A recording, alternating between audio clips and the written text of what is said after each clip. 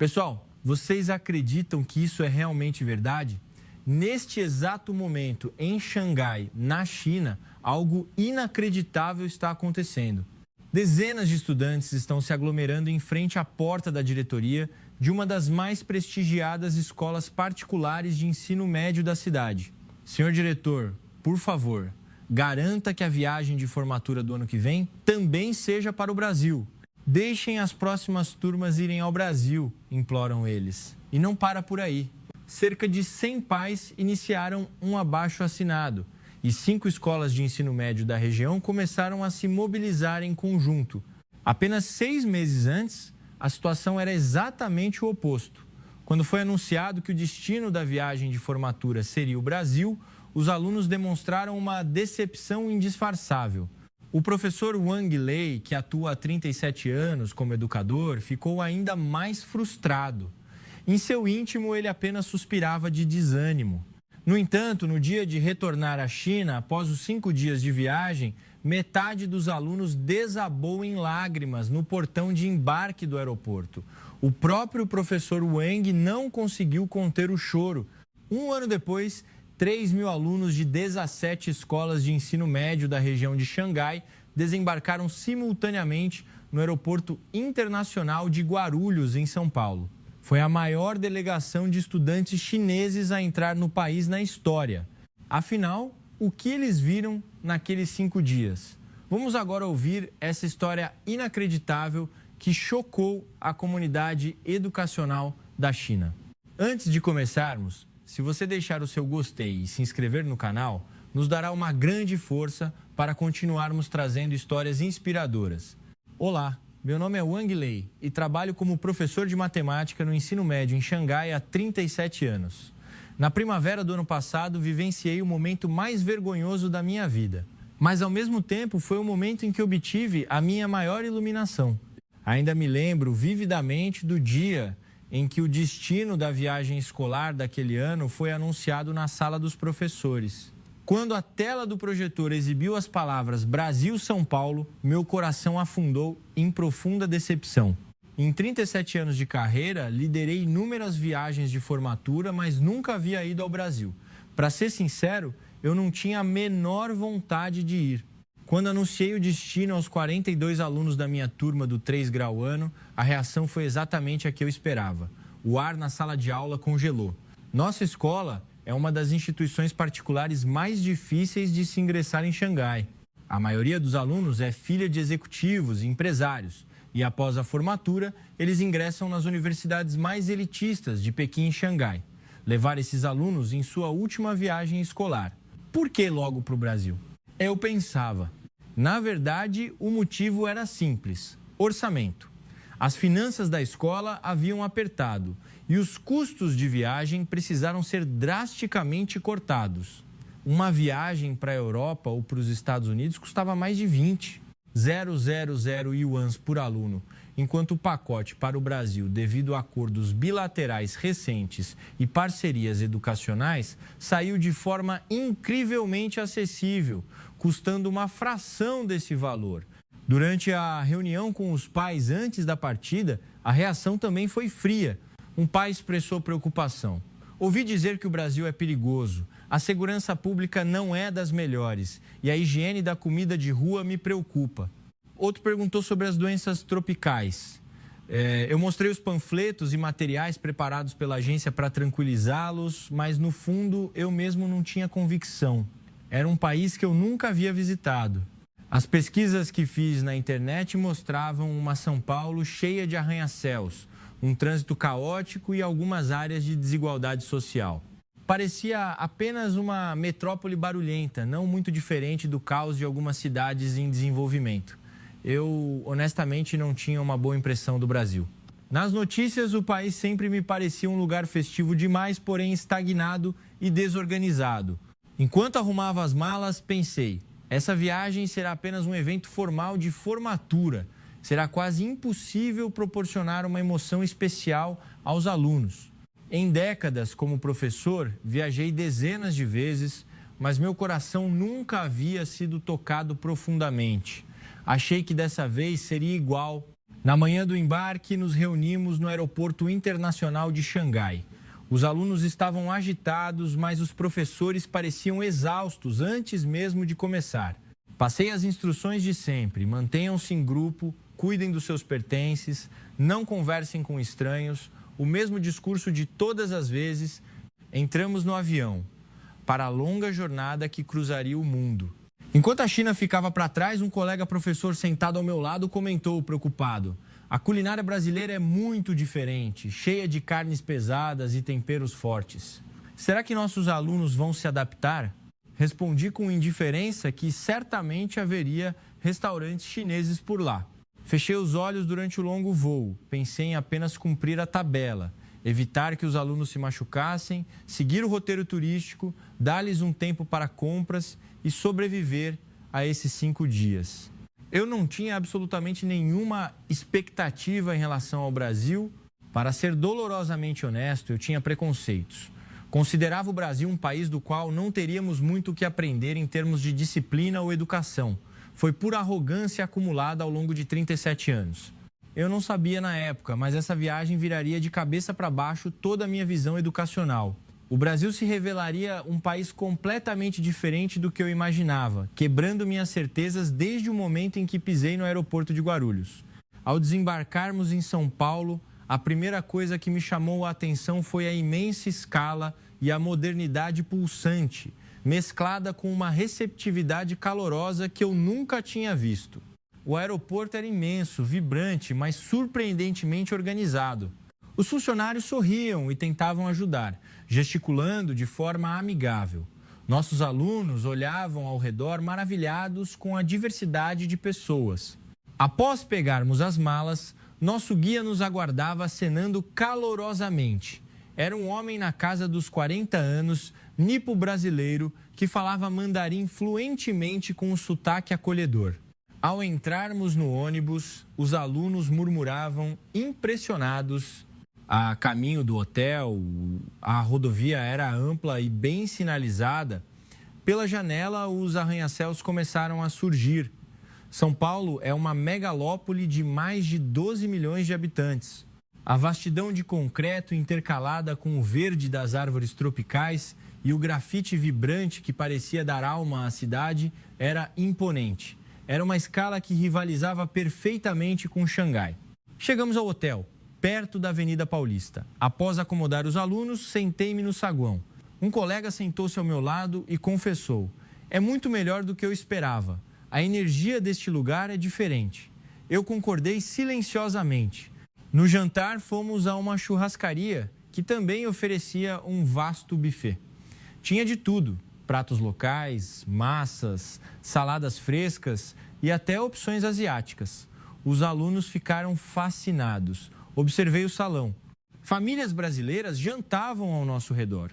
Diferente do silêncio robótico que eu imaginava da disciplina, aqui havia risadas, conversas animadas, mas também um imenso respeito. Ninguém estava sendo rude, havia uma civilidade baseada no afeto, na alegria de compartilhar. Era uma face de uma sociedade desenvolvida que a TV nunca me mostrou. Na manhã seguinte, acordei cedo e olhei pela janela. A selva de pedra de São Paulo já estava viva. As ruas estavam sendo varridas. As pessoas caminhavam apressadas para o trabalho. Após o café, nosso roteiro principal começou. Visitaríamos uma prestigiada escola de ensino médio paulistana. A caminho da escola, continuei observando a cidade. Chegando à instituição, a recepção foi inesquecível.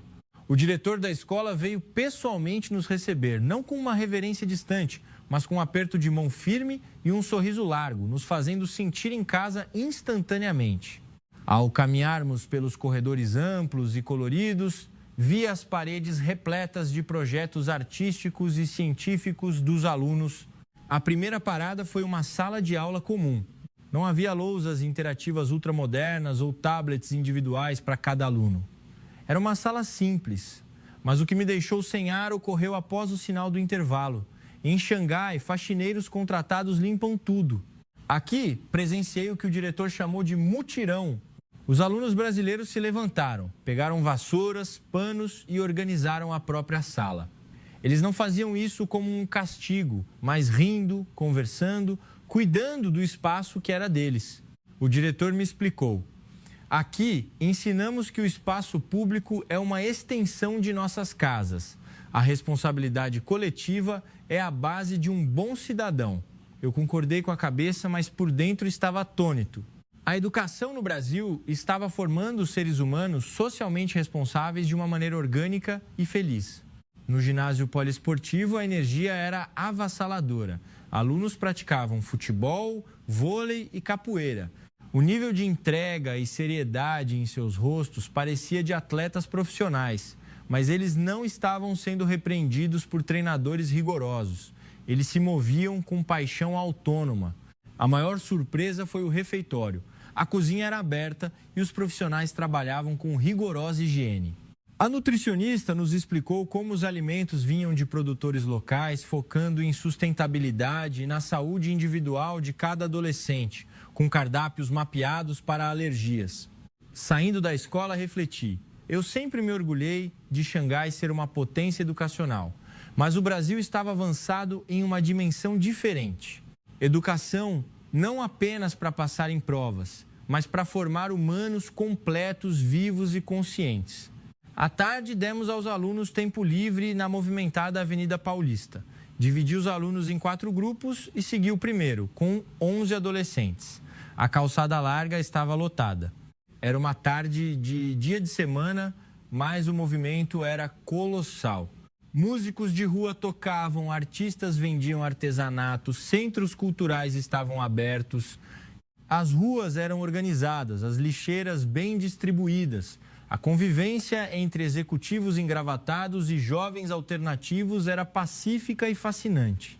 Depois de um tempo, decidimos explorar uma galeria comercial ali perto. A iluminação era boa, as vitrines vibrantes e os lojistas, embora não empurrassem mercadorias de forma agressiva, sorriam para todos que entravam. Estávamos nos divertindo quando, de repente, uma aluna correu até mim, pálida. "Professor, perdi minha carteira!" ela disse, desesperada.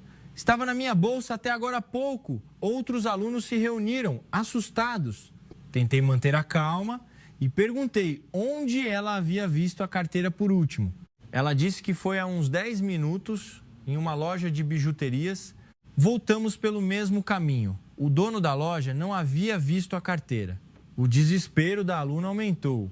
Eu tinha o equivalente a quase 3.000 yuans em reais lá dentro, meus cartões e a única foto da minha falecida avó. Passamos 20 minutos procurando. Sendo no exterior, eu já havia aceitado mentalmente que o dinheiro estava perdido. Quando eu estava prestes a dizer à aluna para desistir e irmos à delegacia fazer um boletim de ocorrência, ouvi uma voz ofegante atrás de mim. "Ei, esperemos!" Virei-me e vi uma senhora brasileira, aparentando uns 60 anos, respirando com dificuldade. Na mão dela estava a carteira da minha aluna. Em um inglês rudimentar, misturado com gestos e palavras em português, ela explicou: "Eu achei caída lá atrás. Vi um cartão chinês dentro. Como a Paulista recebe muitos turistas de fora, saí correndo perguntando por grupos de chineses até encontrar vocês." A aluna, chorando, pegou a carteira. Fiquei em choque. Aquela senhora correu por uma das avenidas mais movimentadas de São Paulo, perguntando a estranhos apenas para devolver os pertences de uma garota que ela nem conhecia. E na sua idade, eu agradeci profundamente, fazendo reverências. A aluna tirou algumas notas para recompensá-la. A senhora brasileira balançou as mãos e deu um sorriso largo e materno. "Imagina, minha filha, não precisa disso. É o mínimo que a gente faz. Guarde bem suas coisas, viu? Fiquem com Deus." Ela acenou, virou as costas e sumiu na multidão. Fiquei paralisado olhando ela partir. No caminho de volta ao hotel, o ônibus estava silencioso.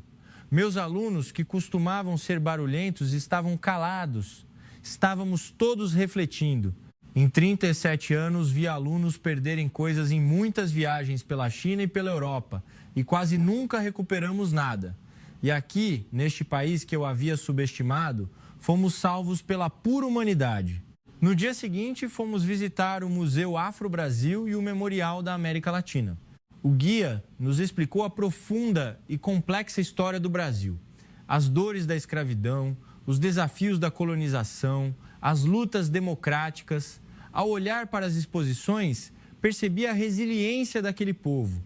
Um país que enfrentou cicatrizes históricas tão profundas e ainda assim construiu uma sociedade de alegria, mistura e paz inabalável.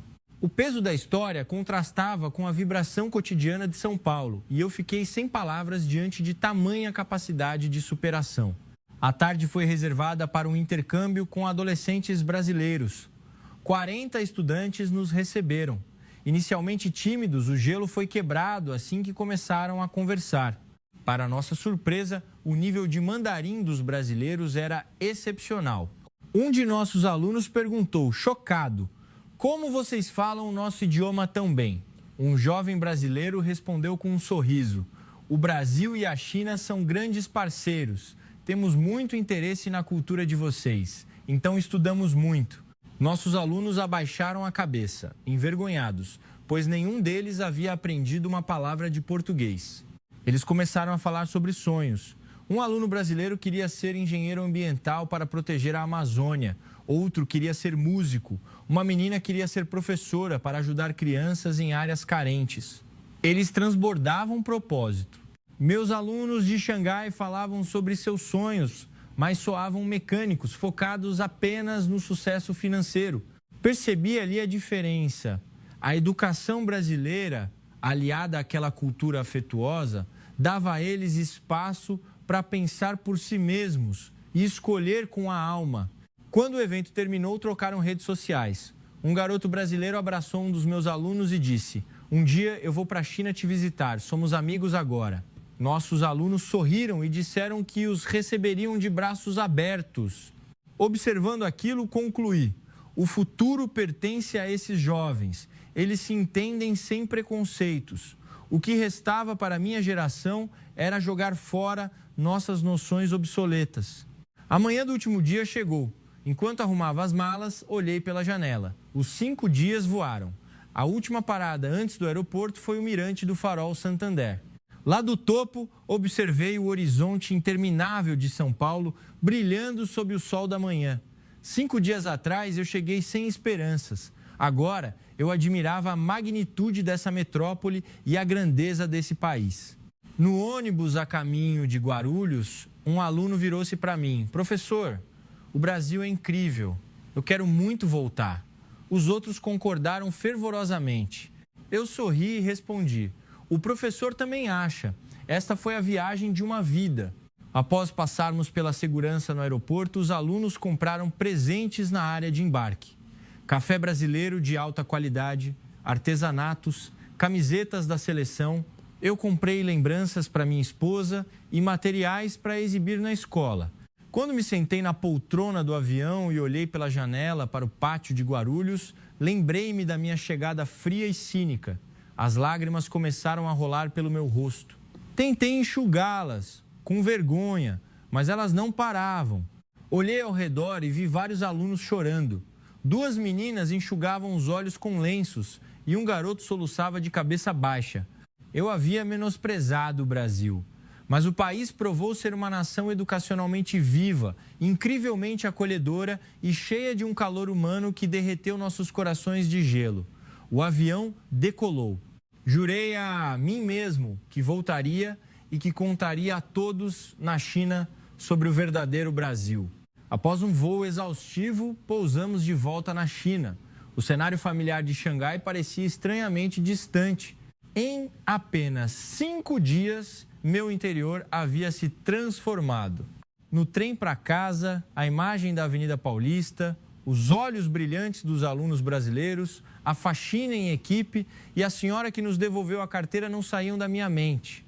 Ao chegar em casa, contei tudo à minha esposa. Mostrei fotos no celular.